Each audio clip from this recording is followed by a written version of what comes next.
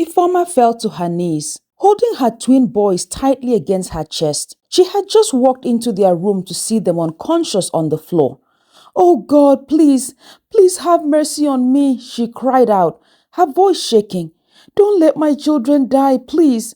Her hands trembled as she touched their foreheads, feeling the heat burning through their skin.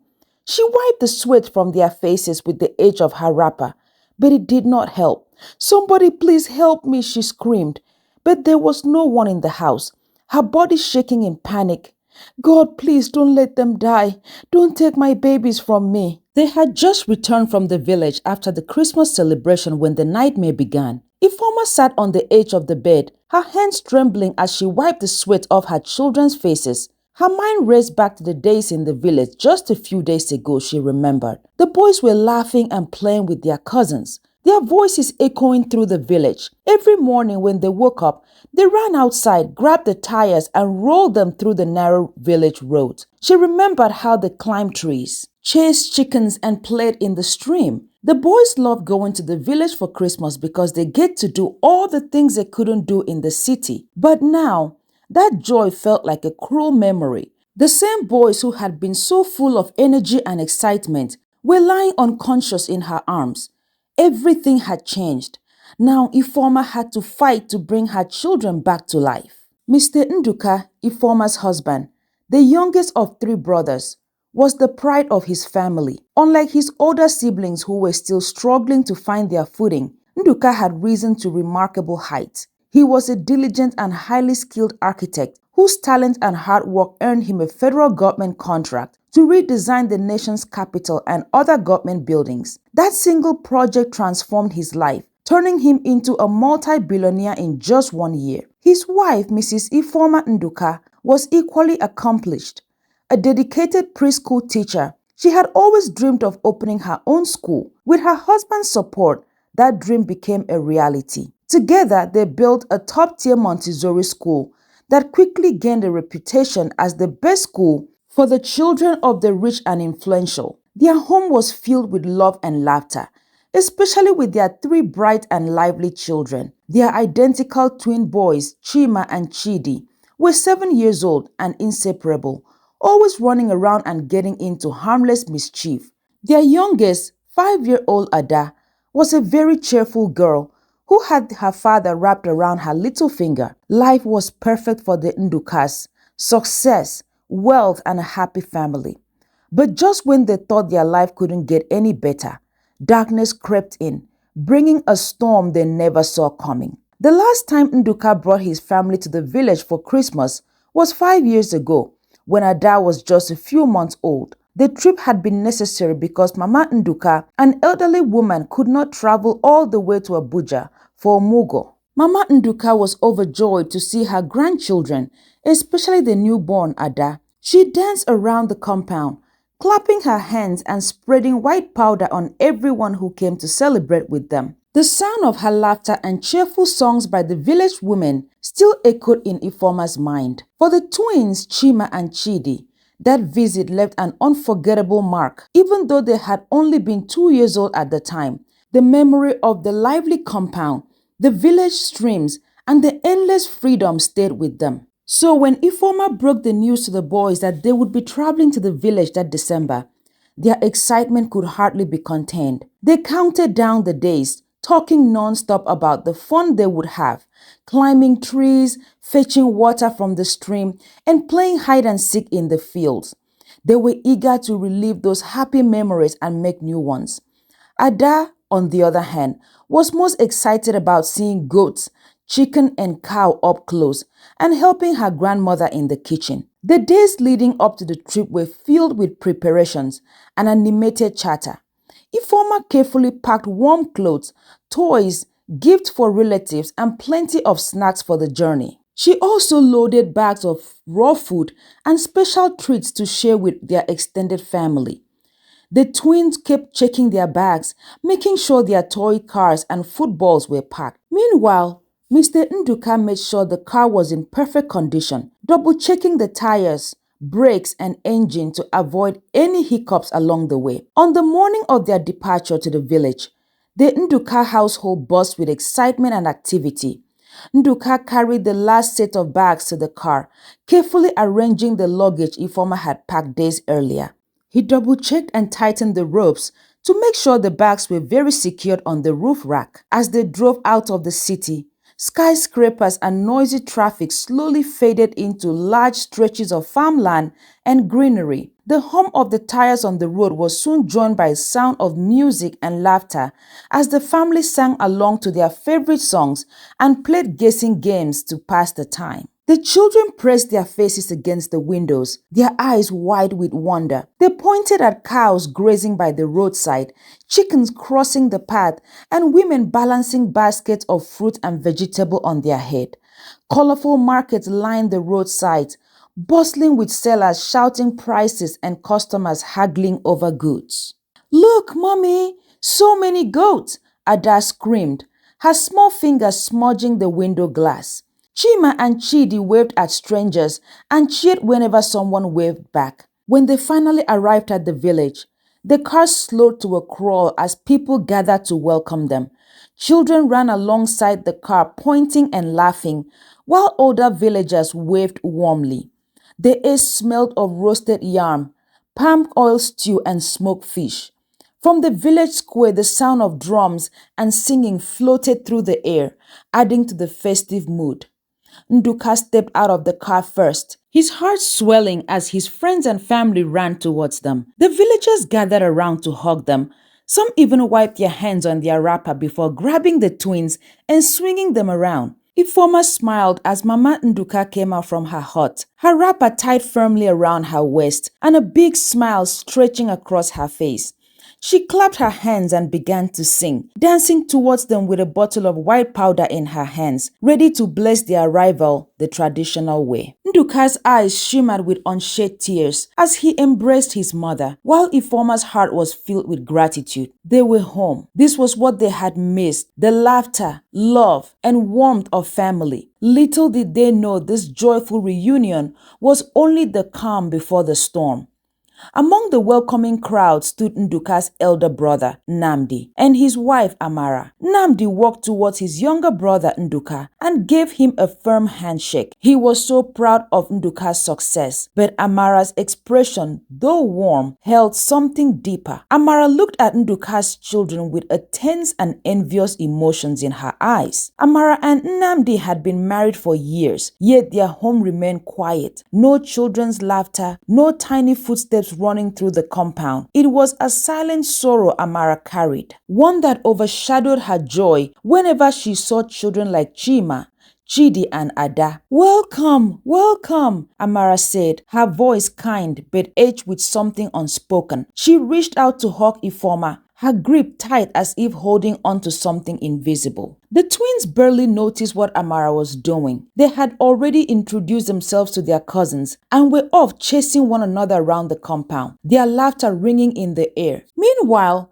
Ada held tightly to her mother's dress, her wide eyes scanning the unfamiliar faces and the surroundings. Ifoma exchanged pleasantries with Amara, unaware of the wicked swirling beneath her sister-in-law's calm face. The village charm and simplicity wrapped around Nduka like a warm blanket, making them feel at home. Little did they know that something dark was looming ahead. Christmas Day dawned in the village, and everywhere buzzed with a sense of excitement and festivity. The Nduka family woke up to loud songs played by the local praise singers as they paraded through the streets, beating their drums alongside in joyful celebration of the season. The aroma of freshly prepared dried bushmeat, traditional dishes, and palm wine filled the air, promising a day of feasting and merriment. The children were the first to spring out of bed and got all dressed up for the day's activities, their eyes wide with anticipation. Chima and Chidi, the ever-curious twins, pulled their parents' hands, urging them to hurry. Ada, not wanting to be left behind,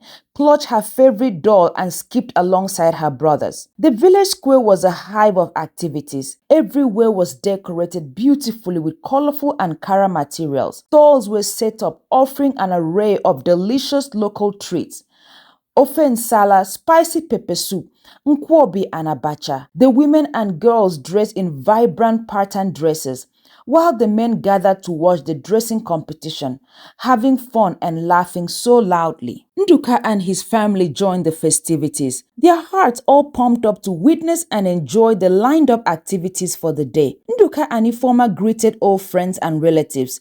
Everyone's face is lighting up with smiles. The twins ran off to join a group of children playing traditional 10-10 games. As their laughter ringing across the square, Ada stood with her brothers, watching them while playing with her doll.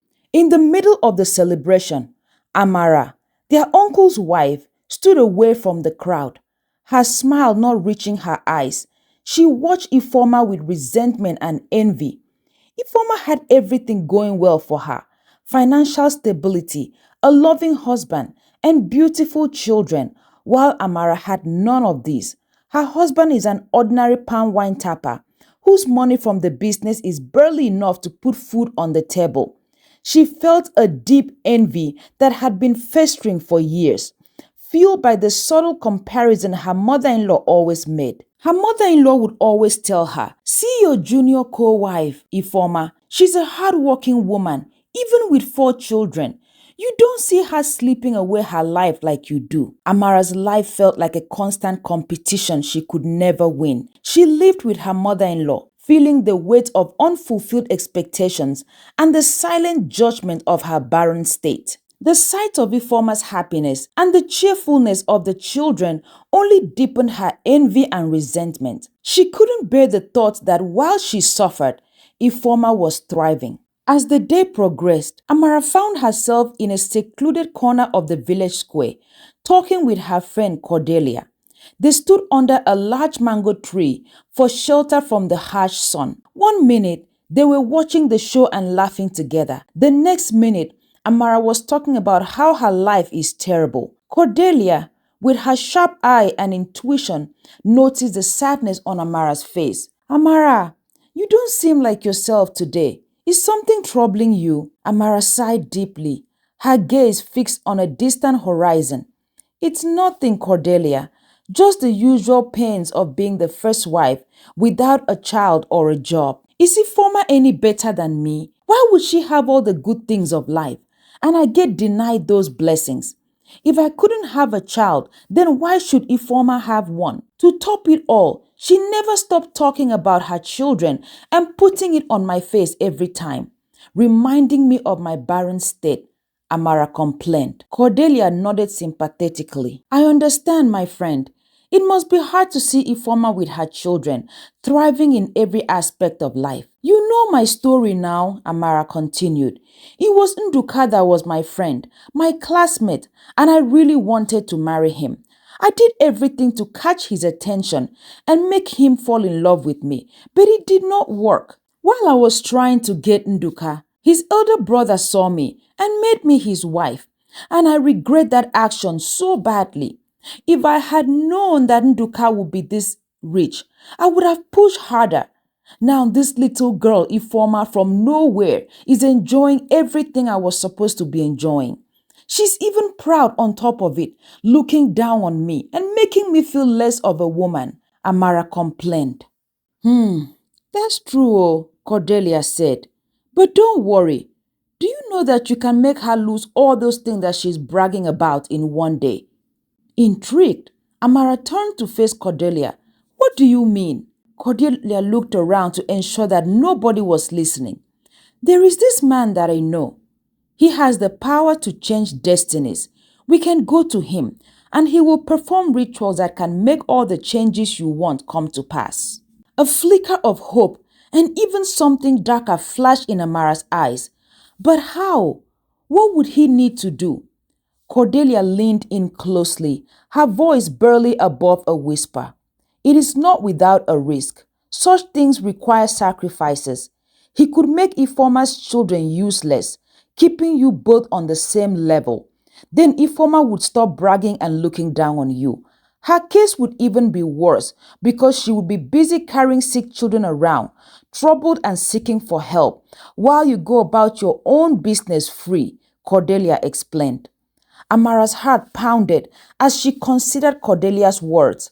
The idea of finally making Ifeoma feel her pain felt tantalizing to her. She watched the twins playing, their laughter and innocence almost too painful for her to bear. The seed of envy that had long taken root in her heart was sprouting up. What are we waiting for? Let's go and see the man now. Amara grabbed Cordelia. They walked away together from the festivity. Soon, they got to the witch doctor's hut. He gave an eerie smile, showing his dark and horrible dentition. I know why you're here, he said to Amara, as he welcomed them and gave them their seat. Take this bottle, pour a little quantity into your palm, spread the liquid evenly on your both palms, and rub them on the children's head. Mutter under your breath what you want for them. However, you must not be caught. If you are caught, all the things you did over the children will come back to you and you will run mad, the witch doctor instructed. Amara and Cordelia thanked the witch doctor. Amara assured him that she would be careful, and they hurriedly left back to the village before anyone would notice that they'd gone. As the sun began to set, the celebration was winding down, and people started walking back to their homes. Amara hid the bottle in her pocket, her mind racing with hope and dread. She looked around for Nduka's children. She poured some of the bottle content into her palm, just as the witch doctor instructed. She walked towards the children with a plate of roasted corn, putting up a fake smile that masked her inner anger. Chidi, Chima, Ada, come and try this, she called. The children ran to her and grabbed the corn from the plate. She reached out to touch Chima's head, murmuring a blessing while muttering a curse underneath her breath. The boy looked up at her with trusting eyes, unaware of the evil that was behind the gesture. She repeated the action with Chidi, her hand lingering a moment longer, as if to seal the dark intention forming in her heart. But when she turned to Ada, the little girl instinctively moved closer to her mother, away from Amara's touch. Ifeoma, noticing the interaction, smiled warmly at Amara, not knowing her true feelings. Thank you, Amara. It's so kind of you to pray for the children. God will bless you with as many children as you want. Amara smiled. Of course, Ifeoma. Anything for family. As the evening drew to a close, the family returned to their rooms, tired but happy from the day's festivities. They settled the children into bed, and later on, Nduka and Ifeoma, wrapped in the warmth of their memories, held each other close, grateful for the blessings of family and tradition. But in the quiet of the night, while the village slept, Amara's mind raced. The words of the witch doctor echoed in her head, and she knew that the path she had taken was filled with danger. Yet she remained unmoved, as an evil smile of fulfillment spread over her face. Let's see who will cry last, she muttered as she heaved a deep sigh of relief. At last, the Christmas holidays and celebration was over, and it was time for the Ndukas to pack their bags and say goodbye. Ifeoma and Nduka moved through the house, gathering belongings and organizing the children's things. As they prepared to go back to the city, the villagers gathered to see them off. They exchanged hugs, laughter, and promises to return next Christmas. Amara stood far away from the group, her eyes following the twins with a lingering gaze, knowing that her actions would soon set into motion events that would throw Nduka's family into a disaster. She poured some of the liquid into her palms again and walked towards the twins with an unreadable expression on her face. Let me pray for the children, Amara said, her voice smooth and comforting. She placed her hands on Chima's head first, her touch gentle but lingering. May you excel in your studies and grow strong, she murmured. But under her breath, she declared curses on him. Then she moved to Chidi, repeating the same gesture, blessing and more curses. The innocent boys looked up at her, with smiles saying amen. When she turned to Ada, the little girl instinctively backed away, clutching very tightly to her mother's skirt. Ifeoma, noticing Ada's reluctance, smiled apologetically to Amara. I'm so sorry, Amara.